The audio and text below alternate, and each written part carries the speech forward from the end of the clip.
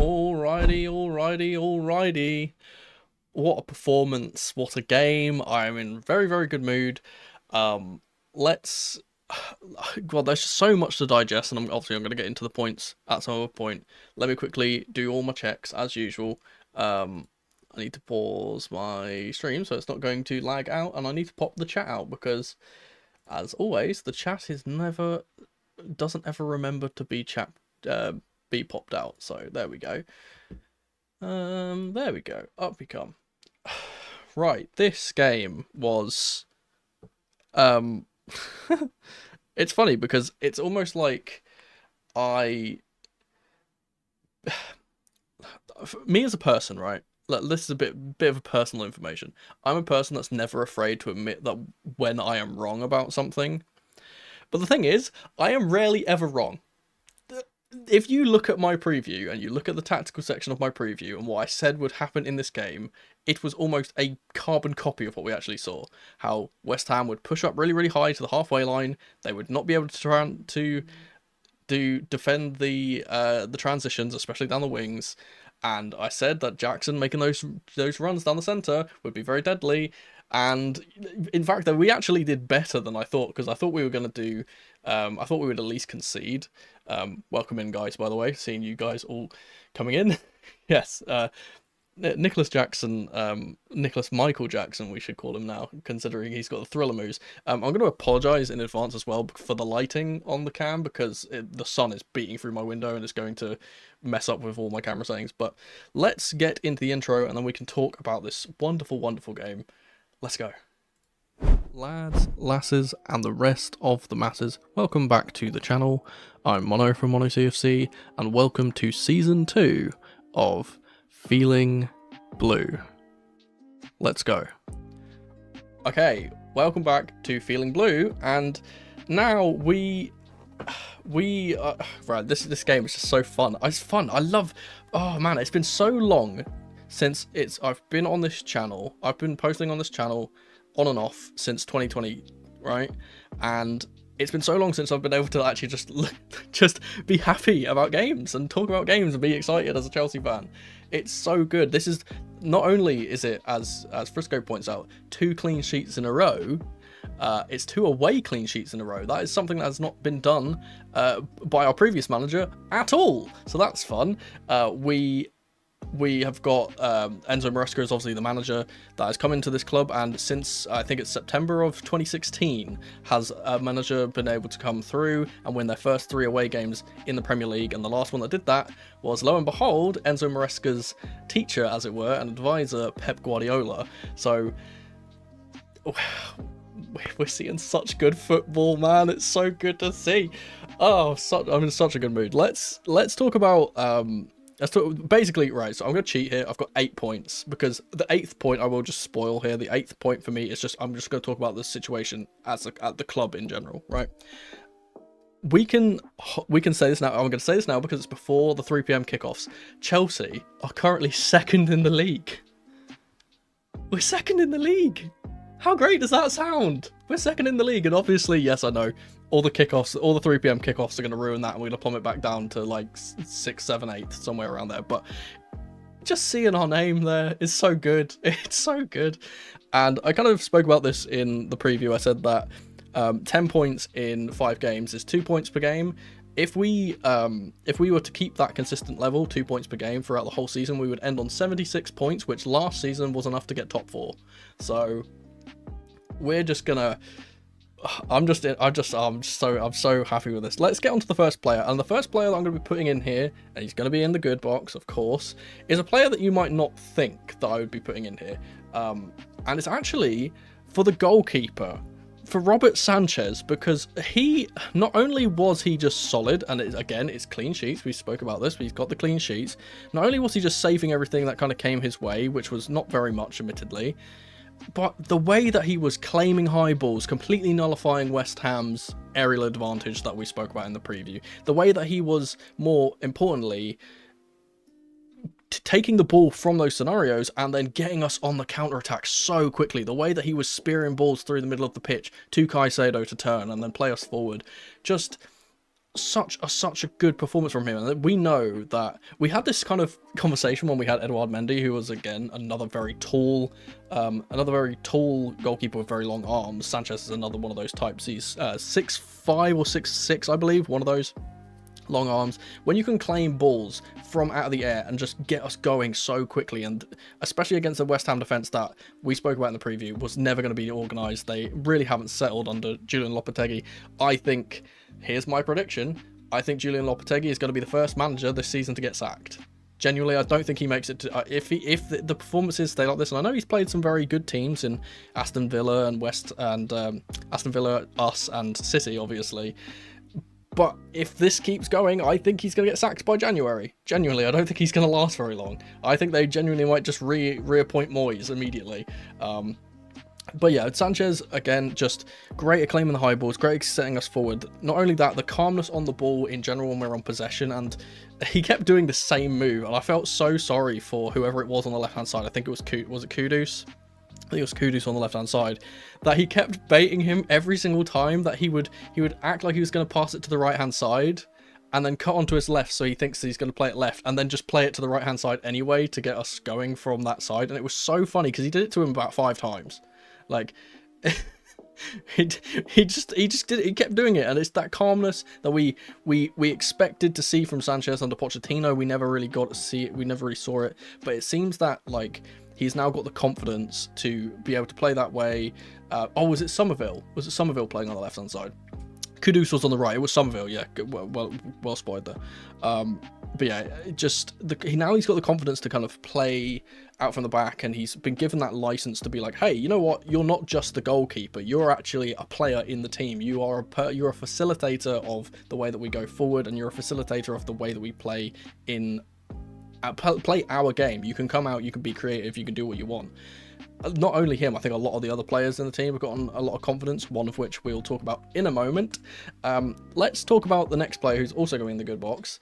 And if it wasn't for Jackson getting 2 goals and an assist, he would hands down be man of the match. And it's for what I'm going to call N'Golo Caicedo, because this was a fantastic performance from him. This was genuinely rivaling UCL style N'Golo Conte performances. He was everywhere.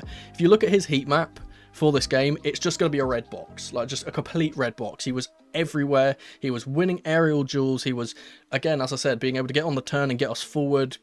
So tidy when he was on the ball as well, not really giving it away very often, and just, my God, worth every single penny, genuinely. And it's so insane to me that, like, he's been playing like this. Don't get me wrong, he's been playing like this since January of last year, right? He's been, or from January this year, from like December times, I would say. December last year, he's been playing this way. No one's ever really spoken about it, except for me and a few of the other people in this community. A lot of people, especially in the mainstream media, just pretend like he doesn't exist. And I'm just like, what? Do you watch this, man? Enzo was very, very good too. I will say the midfield in general. Obviously, there's so many points I could talk here. I don't want to oversaturate by talking about everyone. I think Enzo had a very, very good performance before he was substituted off. I think that he had a lot of energy. It was almost like he was spurred on by the fact that Caicedo was so he was like running everywhere. Man, he was, I don't know, you can't even say what position Caicedo was playing in, because he was just playing everywhere. He was anywhere where the ball was, he was there. Like that's all I can say about Caicedo. But yeah, Enzo kind of felt like he was rejuvenated or kind of spurred on by that, and he also was running around, getting himself about, being really tidy when he got the ball, helping us tick, keeping the possession, that type of thing. Very, very good performance from Caicedo. And again, I say this pretty much every time he does this, because it's mostly every single week now.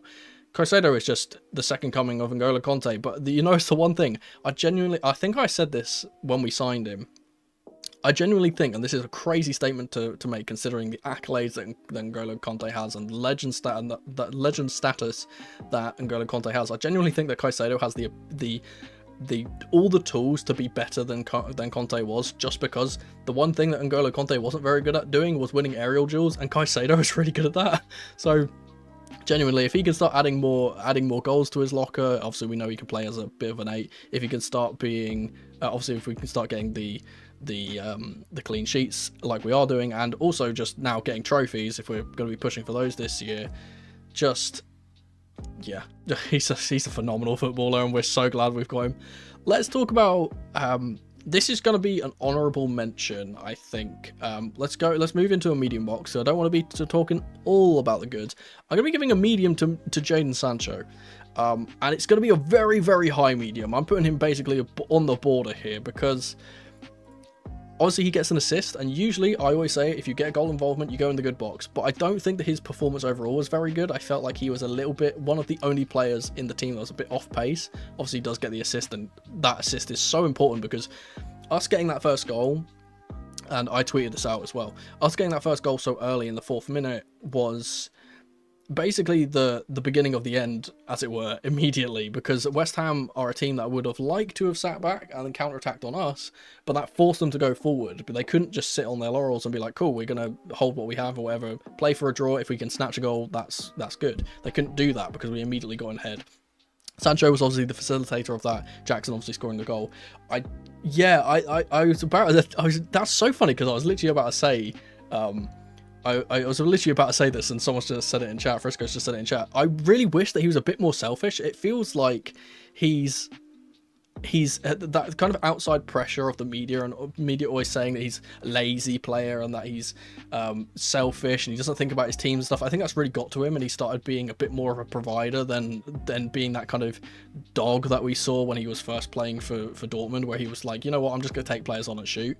I think that he could have done that. But yeah, I think that overall he had a slightly worse game than, obviously it's not as good as his first game because he was player of the match last game. I put him really, really high because I do think that he kind of, you know what, I'm just going to put him in good. Go on then. Oh, go on then. We'll put him in good. We're in a good mood today. We'll put him in good.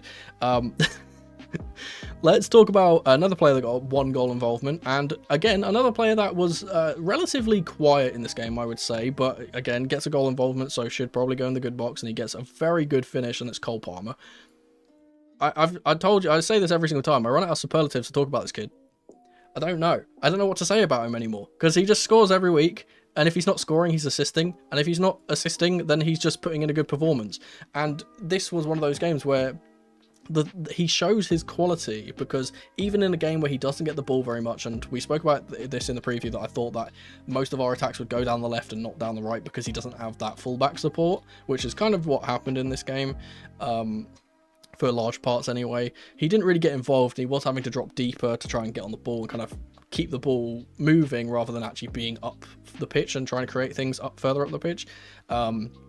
But even then, even when he has a less than adequate performance, he still gets a goal, and it's a really good finish. It's just a really good finish. And I tweeted this out the other day. How great does it feel that we sold Kai Havertz for 65 million, bought Cole Palmer for 40? Oh, I love our owners, man. what a great bit of business that was. 25 million and the young player of the season on the head top, easy. Let's talk about the only negative point I'm going to put in here. It's not going in bad, it's going in medium. That's the only negative point. And I think most of us can agree, most of us in chat would probably agree with me that the one player, if we had to pick out one player that wasn't good in this game, it's Wesley Fofana. I hate to single him out, but he was the one player that was not good. And the reason why I single him out, and I'm going to kind of talk about 2 points in one here, is that the rest of our defense, every single one of our defenders today was superb. Genuinely, Cucurella was absolutely everywhere. He was blocking, he was defending, all the players were defending with their lives, right? It felt like they were really trying to get out and kind of block shots if they weren't able to stop the shots coming in. Tosin and Colwill were winning all of the aerial duels. Tosin and Colwill in general, just their passing and the way that they navigated the press was so good as well.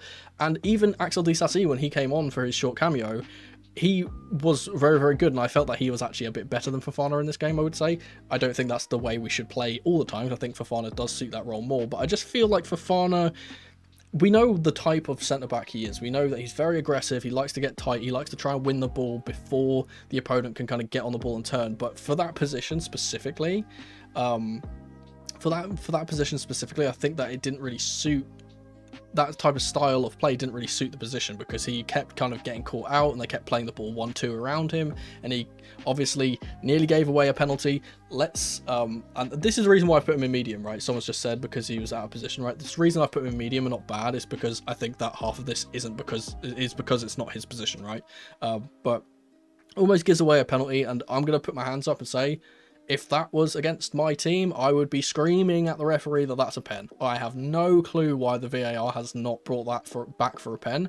I think it's possibly because it starts outside the box and it's a little bit soft, and they've kind of said that VAR is going to try and not get as hands-on as it was last year, because it was really, really bad last year, the way that VAR was just refereeing the game. The referee wasn't really refereeing the game. They're kind of letting the refs do it themselves a little bit more, and I think that's possibly why it wasn't given, but I think it should have been a pen.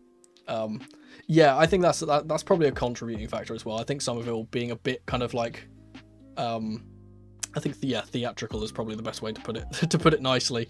When he went down, I don't think referees really like it when players do that. It's almost like, oh, you can tell that they're trying to win the pen. But I do think it was a pen. And as I said, if that was for example, if that was Jaden Sancho running in and one of their players did that to Sancho in the box, I would be screaming for a penalty. So there we go. I think that's kind of something we got away with, and that could have helped them get back in the game. Obviously it didn't, because they never got that awarded. Let's talk about the final player, because I think that we kind of know that he's going to be voted for in the poll. And hang on, let me say this properly. Am I going to do this? It's Nicolas Jackson. There we go. That's how he says his name. That's how the meme has gone. That's how everyone in the squad has been taking the piss out of him for the way that he says his name. And I find that meme so funny that I had to do this. We could call him Michael Jackson for the thriller dance, but in general, just this is my go. This is my go. People will look at football and they will say the Ronaldos, the Messis, the Neymars. I say Nicolas Jackson. This is the guy. This is the truth. I have been saying this since before we signed him, that this guy is the truth. And still, even though he puts in performances like this every other game, people are screaming for Nkunku to start over him. And I'm like, why? Do you see what he provides? And yes, Nkunku's so good, right? We know Nkunku is good, especially in the box. He's so tidy, but you need to remember that the box is such a small part of the pitch in comparison to the rest of the half, and Jackson is so good in every single bit of the half. And we've always said this, is that if Jackson can tidy up the finishing, he will be a world beater. And guess what? He's tidied up that finishing. I really think that we've got to give a lot of credit to John Obi Mikel, because I think that his words about Jackson have really fired him up, and he's been playing like he's got a chip on his shoulder this entire season. He's already got 6 goals and assists, I think, this year, which is absolutely mind-boggling, because he got, I don't know how many assists he got last season, but he got like 16, 17 goals, right, in all comps, something like that. So he's already a third of the way there in the space of five games, which is incredible for him. And yeah, the thing which impressed me the most about him is not only the running, not only the ability to get on the turn and kind of drive us up the pitch, not only the goals obviously, but the confidence. And I spoke about this earlier with Sanchez, the confidence that he had to just not only does he nutmeg the goalkeeper for the first finish. This is the 4th minute of the game, and he's like, you know what, I'm nutmegging the goalkeeper, right? And this is against a really, really good goalkeeper in Alphonse Areola, right? He's a decent shot stopper. He goes, you know what, I don't care if it's the 4th minute, I'm putting it through your legs. And then to follow that up with running through on goal from a fantastic pass from Moises Caicedo, again, who even when I was talking about him, I forgot he got an assist as well as that great defensive performance. He gets played in for Moises Caicedo, and he says, you know what, all the Liverpool fans have been hyping up Mo Salah for being able to do Trivellas and saying that he's better than Eden Hazard because he can do a Trivella. Here's this on your head top. Here's a Trivella finish on your head top. So it's just like, I love the confidence, and it's a thing which I like as well is that obviously people have kind of spoken about this a lot this season, of like, people have been saying, and I quote, oh, I feel so disconnected with the football club. I don't like this squad. They're so unlikable.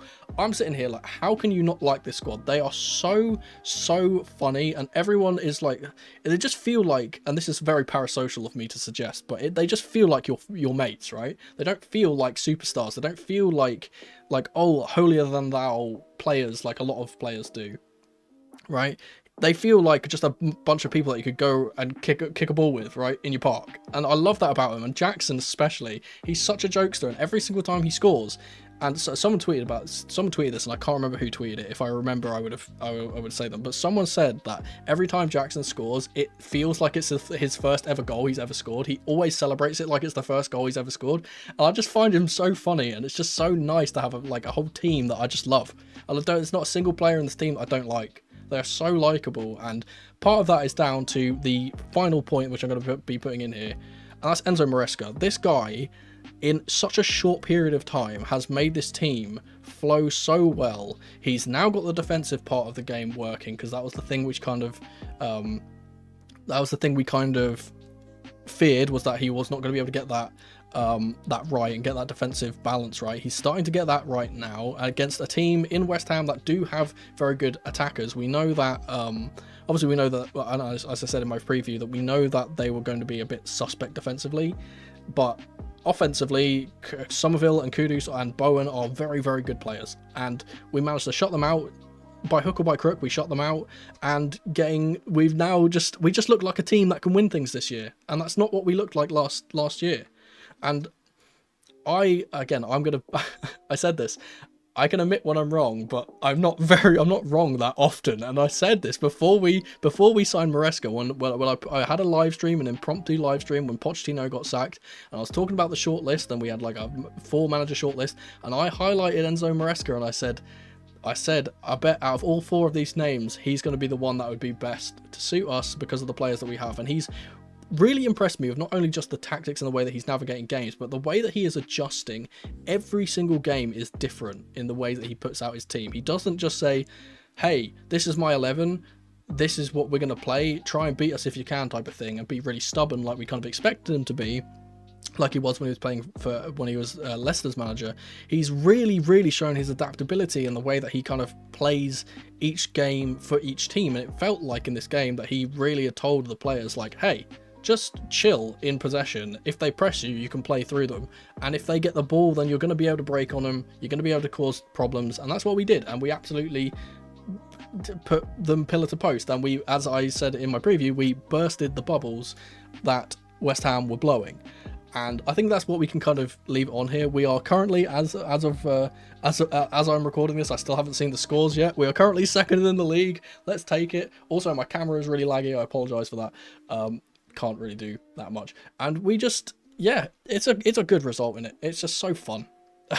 It's so fun to be able to celebrate a victory and be able to share like happiness with you guys, and just be able to do like streams and not be moaning all the time. I don't like moaning. And you know what? I didn't have to talk about the referees today. That's such a good thing. That's so nice. It's so nice. We are higher in the table than we were under Poch last season. We've got more points in this stage than we had under Poch last season. We're obviously in double digits for points already in 5 games. That's so much better. And I think genuinely, like Jules has just said, I genuinely think that we can be top 4 contenders this year. If we play the way that we played today in the majority of our games, we can definitely do that. I think getting top 4 or maybe even top 5 with silverware is a successful season for us. And yeah, I mean, we've got a lot of games coming up. We've got a very busy period, I believe. We've got like 5 games in the span of like 2 weeks. So I'll actually check. When's our next game? I think it's in the EFL Cup, I believe. Yeah, next game is against Barrow in the EFL Cup on Tuesday, and it's a very late kickoff at 45 past 7. So that the preview for that is probably going to be on the Tuesday morning, I would imagine. I would give myself a little bit more time. But before we end this off, obviously we're going to do the poll for the True Blue. I know it's a bit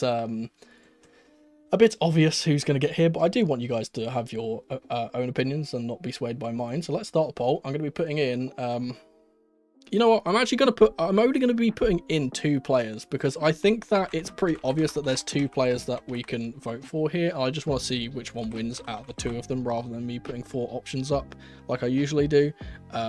So it's these 2. Boom. Vote in the poll. And I will have a sip of my coffee.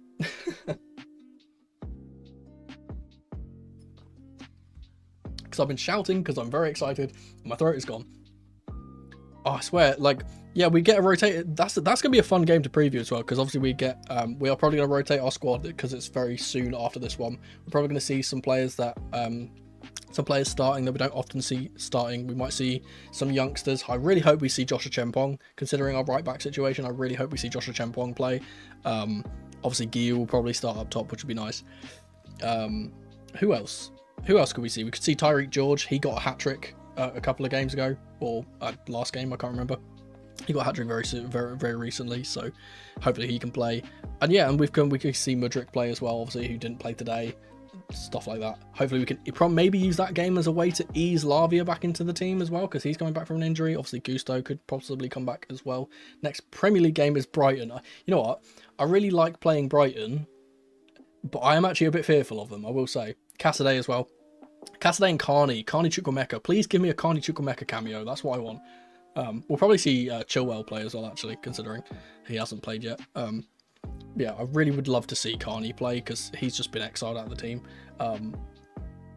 Next, oh God, Brighton scare me a little bit, because they've actually, like, obviously, if you guys saw my Premier League predictions, a lot of the things which I've kind of said this season have gone the complete opposite way. Brighton is one of them. That I thought that Brighton were going to pretty much flounder in mid-table, and their new manager has really grabbed them by the scruff of the neck and been like, no, you know what, do you remember the team that you used to be when you had De Zerbi that one season? Yeah, we're going back to there, and yeah, I think that they're going to be a bit of a tough opposition for us, but I have the confidence now that we can actually put in a good performance against them because of how well we've been playing. Let's see the poll. Yeah, it's pretty unanimous, the poll so far, for Jackson. I'll end that there. I don't think we need to continue that. Nicolas Jackson is our true blue for today. And yeah. Oh, as I said, I'll be doing my preview on the Tuesday morning, or maybe even the Monday, depends on how quickly I can get things out and how quickly I can navigate things. Tomorrow is my son's birthday, so gonna be a bit busy tomorrow, and I'm probably gonna be taking a chill today because it's a lovely day outside. It's very bright and sunny. We've got a 3-0 scoreline. We're second in the league.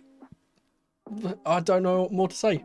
Feeling, that's a really good way to put it. Feeling hopeful for the first time in ages. This, you know what this feels like to me, and I said this in my preview that it felt like we were building momentum. Now it feels like we've got like that. We've really got the wind in our sails, and for me, it feels like. Do you remember back when we got that first game, or first few games under Antonio Conte, when we switched to the 3 at the back formation, and it felt like, oh, this team is something. This team is cooking. Like really, really cooking. Yeah, what is that poll? sorry, Crimson just pointed that out. What is up with that poll? Why is it done? The math ain't mathin', but yeah, regardless. But yeah, that's completely thrown me off. What was I saying? But yeah, I'll put the preview out on probably on the Tuesday morning for the game, and I'll do the sorry, that's just thrown me completely. But yeah, I'll get that out for then. I'll probably be posting on the TikTok. I don't know if you guys have seen. Obviously, I spoke about this briefly in the preview, but I have obviously been starting to post on TikTok now. I've been posting little previews of those shorts. I've been putting previews on the shorts, on my YouTube shorts for those videos. The full videos are on my TikTok, so if you don't follow me on the TikTok, the link should be in the description. I don't know if it is on the streams because the descriptions are different on the streams, but yeah. Thank you guys for hanging out as always. Oh, I'm too giddy. I can't talk properly because I'm too excited. Thank you guys for hanging around as always. I'll be hitting the outro. Have a great rest of your day, and let's watch some more football, and hopefully the other teams around us don't push us too far down the table. Let's go. And that was just my Feeling Blue match review for this game. I hope to see you here for the next one. But if you can't wait until then, YouTube reckons you'll enjoy one of these 2 videos on screen in the meantime. Thank you guys so much for watching as ever, and remember, in the rain or in the dry, keep that blue flag flying high. Come on, you Blues.